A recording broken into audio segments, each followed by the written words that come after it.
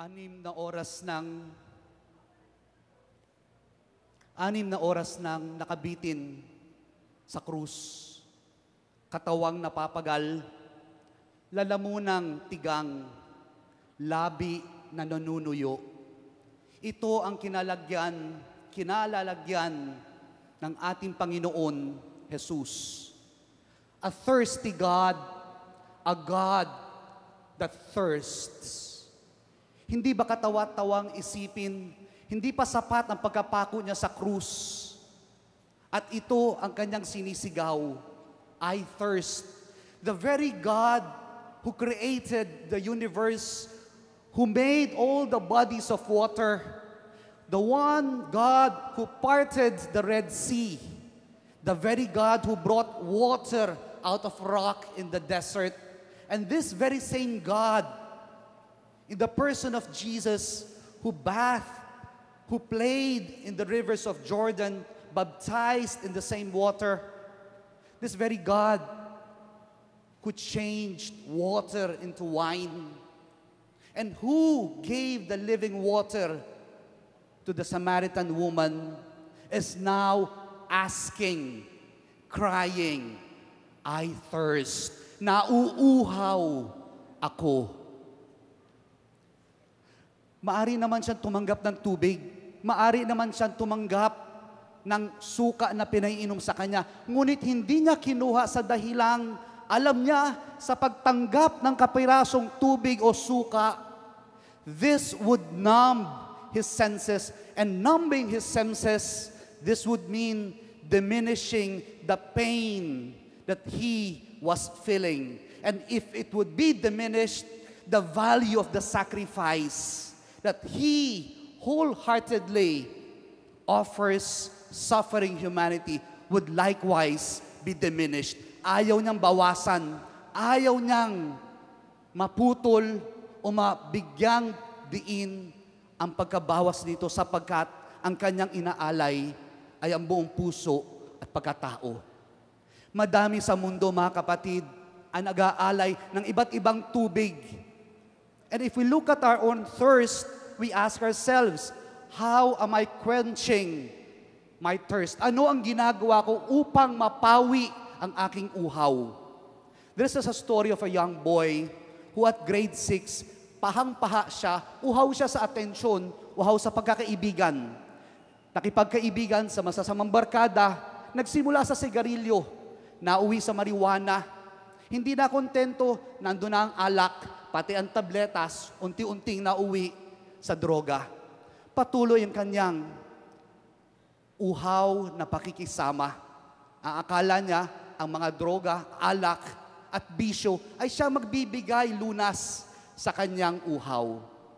Unti-unting nalulong at pagkaraan ng 15 taon na nababalot sa ganitong buhay, naranasan niya at natuklasan, this is not the life that I wanted to live.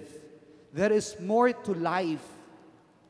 Napaluhod minsan isang gabi at nanalangin. Hindi ito, Panginoon, ang nais kong buhay. Alam kong hindi rin ito ang nais mong buhay. There is more to life than this. God heard his prayer as well as the prayers of his family. And God quenched his thirst and gave him healing and brought him to the way. And that way brought that same boy right here in front of you today. Ang daming sinubukan. At kung titignan natin ang mundo, madami ring binibigay at binabahagi ang mundo. Na nandyan ang Coke na nagsasabing the real thing. Pero sa kada inom mo ng Coke, talaga ba nagiging totoo ka sa bukasyon mo? Nandyan ang Royal na nagsasabing natural. Pero bakit napakaraming artificial sa buhay? Kasama ng artificial na batas. Nandiyan ang sarsi, angat sa iba. Pero sa pag-angat mo, sino ang iyong tinatapakan? Mga kapatid, as we recognize our own thirsts, as we recognize the thirst in us, uuhaw ako. We are also invited to open our hearts to a larger thirst that the world is experiencing. There are at least 1.1 billion without clean water, and there are at least 26,000 children dying each day because of lack of water and because of water disease. Ang paanyaya sa atin ngayon na natanggap ko na ako ay may uhaw, sinasabi ni Jesus, ikaw na nauuhaw sa pag-ibig, ikaw na nauuhaw sa pagmamahal, ikaw na nauuhaw sa atensyon, sa kalinga, halika, halika. Pinunuan ako ng Diyos sa aking uhaw, and I'm sure, pupunuan ka rin niya. Sinasabi niya sa bawat isa sa atin, mahal kita, maging sino ka man. Huwag kang matakot na lumapit sa akin. And when we can embrace this beautiful truth that I am loved in spite and despite of who I am, then we can share the mission of the thirsting God. And that mission starts with a question: how am I able to share the thirsting mission of God to bring salvation to humanity and to His creation? Matanda ka man o bata, may asawa ka o wala, pari ka man o madre, God thirsts for you. The person beside you thirsts for you. Your parents thirst for your understanding. Your parents back home, your loved ones who are sick, the lost, the last, the least, they all need your quenching attention, care, and love. But this has to begin by recognizing the thirsting God in me. Kung makita ko sa sarili ko na mayroong akong pawi ng Panginoon na aking uhaw, then I am ready to share the mission of Jesus of quenching the thirst in this starving and wounded world. Let us share this mission with Jesus. I thirst.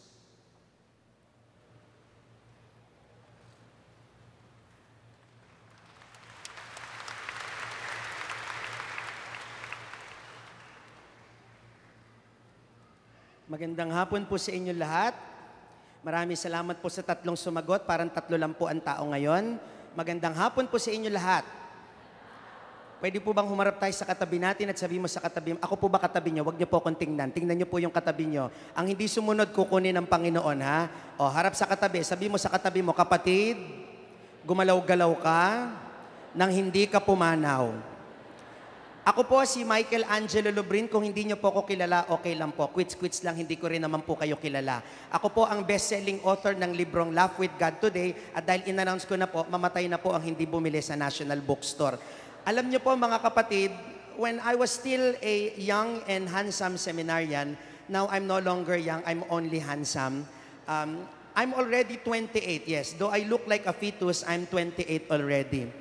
Whenever I give speeches in TV, in radio, or in live in parishes, lagi akong tinatanong ng mga organizer, brother, ano pong gusto nyo pagkatapos? Wala akong ibang hihilingin kundi tubig. Ikaw ba naman na magsalita ng 3 oras, 5 oras, alang nga humingi ka pa ng solid food nun. Sabi ko, painumin mo na lang ako kahit wag mo na akong pakainin. Naranasan nating lahat ang mauhaw. Tingnan mo yung katabi mo. O diba, mukhang uhaw na uhaw, no? Wala namang ginagawa ngayon, pero kala mo uhaw na uhaw. Lahat tayo ay nauuhaw at gusto natin ng tubig sapagkat nakakapawi ito ng uhaw. Lalo naman ang uhaw ng Panginoon sapagkat ilang oras siya nagpakahirap, hinagupit, nagbitbit ng krus at ibinayubay ng tanghaling tapat hanggang siya'y malagutan ng hininga.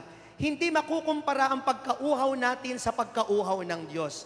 Totoo po, ang pagkauhaw niya ay hindi lamang pisikal, kundi pagkauhaw sa ating pagmamahal. Uhaw na uhaw ang Diyos sa atin sa mga pagkakataong kinilamutan natin siya, sa mga pagkakataong hindi natin siya binigyan ng pagpapahalaga. Kanina, habang bago ako magsalita, pinaiikot ang collection basket at dinig ko na naman na tayo na naman may pinakamaingay na offering sapagkat pagdating sa Panginoon, bariya lang ang binibigay natin. Kaya nga nagtataka yung pare, instrument natin, piano lang, nagkakaroon ng triangle pag kumakanta na lang, kunin mo, O Diyos, ting at tanggapin mo. Tititing, puro bariya. Kaya Kaya sabi ng pare sa Kristan, magkanong koleksyon? Magbibilang sa Kristan, katiting, katiting, katiting. Kaya po nagkakampana, dagdagan, dagdagan. Mga kapatid, bakit tayo ganyan sa Panginoon? Uhaw na uhaw ang Diyos sa ating pagmamahal. Uhaw na uhaw ang Diyos sa ating pag-ibig. Nauuhaw ang Diyos sa mga oras na hindi ka nagpapatawad, sa oras na hindi ka naglilingkod, sa mga oras na simba ka ng simba, hindi mo naman sinasabuhay. May mga kilala nga ako, hindi kumakain ng karne pag Biyernes Santo, pero ang mga bunganga, mura ng mura. Sabi ko, alam nyo, kumain ka na lang ng karne. Huwag ka na lang magmura. Baka matuwa pa Panginoon sa'yo. May iba sa atin, simba ng simba, pero pag hindi nyo gusto yung nagsasalita, di ba? Paikot-ikot ang ulo nyo. Pag di nyo gusto yung pare, paikot-ikot, lahat napapansin nyo sa simbahan. Oh, walang electric fan. Oh, basag ang salamin. Oh, walang ilaw. Oh, ang pangit ng nagmimisa. Para kayong kapitbahay namin, di makapagtapos-tapos. Pag nagrosaryo, lahat napapansin. Sabi niya, sa ngalan ng Ama, ng Anak, ng Espiritu Santo, Aba, Ginoong Maria, pakisarang ang pintuan. Aba, Ginoong Maria, anak ang bintana, nakabukas, umuulan. Aba, Ginoong Maria, anak ang plancha, nakasaksak, tanggalin mo. Baka masunog tayo. Aba, Ginoong Maria, ayun ang timban, nadulas ang lola mo. Kaya sabi niya magrosaryo, Aba, Ginoong Maria, napupuno ka ng pinto. Ang Panginoong Diyos ay sumasa bintana. Bukod kang pinagpala sa babaeng plancha, pinagpala ka naman ng iyong anak na timba. Wala tayong malay. Kahapon lang, nagbisita iglesia, may mga nakita ko nag-istasyon ng krus, pero nagulat ako sa isa, grabe mag-istasyon, pabaliktad. Imbis na 1 to 14, 14 pababa. So sinita ko, sabi ko, Nay, mawalang galang na nga po. Parang mali naman ata yung pagdarasal niyo. Sabi niya, bakit brother? Baliktad do, imbis na 1 to 14, 14 pababa. Sabi niya, ha? Baliktad ba? Kaya naman pala nagtataka ako. Kanina pa ako nagdadasal, imbis na pahina ng pahina ang Panginoon, palakas siya ng palakas. Kasi baliktad. Nauuhaw ang Panginoon sa ating atensyon. Nauuhaw ang Panginoon sa ating pagmamahal. Minsan may nagtanong sa akin, Brother, ikaw ba wala ka bang problema? Parang wala kang problema. Who told you? Brother Michael has its own of thirst in life. I came from a broken family. Ako po ay nanggaling sa sirang pamilya. Ang tatay ko po hindi sumakabilang buhay, nasa kabilang bahay lang po. And to make my story worse, I was even a battered kid. I was a battered kid. Binubugbog ako ng tatay ko. Battered ako kasi nalito ang tatay ko kung shrimp ako o tao. Binatter niya ako because battered shrimp tastes good. Not just that, to make my story worse, even though my mother was working hard abroad, nagpapadala ng malaking pera, naghirap ang pamilya namin, nilustay ng tatay ko. And you would not believe that at the age of grade 4, naranasan ni Brother Michael magtinda ng basahan sa kalsada. Not just that, but even to beg in the streets. Just to have baon. Imagine the little cute Brother Michael selling basahan in the streets and begging, alms, spare me a piece of bread. O kita nyo, nagde-declaim pa ako kahit nung bata ako. Lahat tayo may kanya-kanyang problema. Lahat tayo ng kanya-kanyang pagkauhaw. Malamang ang pagkauhaw mo ay hindi ka mahal ng mahal mo sa buhay. Ang pagkauhaw mo ay hindi ka binibigyan ng atensyon. Ang pagkauhaw mo ay hindi ka naiintindihan ng mga tao. Mga kapatid, kung ikaw nauhaw, ako nauhaw, mas higit na nauhaw ang Panginoong Hesus. Pero sabi niya, anak, ngayong ako'y nauhaw na, inaalis ko na ang uhaw sa buhay mo. Manalig ka lang sa pag-ibig ko. Hayaan mong ang pag-ibig ko ang maging daluyan ng tubig na hindi ka na mauuhaw kailanman. Kaya ito po ang panalangin natin na habang nagsasama tayo at nagninilay sa kanyang mga 7 wika. At pag naaalala natin ang sinabi niyang nauuhaw ako, sa iyo niya sinasabi yon. At sabi mo, Panginoon, salamat dahil sa pagkauhaw mo, inubsan mo ang sarili kong pagkauhaw. Ito ang panalangin natin, na sana maghari sa atin ang pag-ibig ng Diyos. At ang pag-ibig na ito nawa ang pumukaw sa lahat ng ating pagkauhaw. Ang pag-ibig ng Diyos nawa ito ang siyang magsilbing butil, punla sa ating mga puso.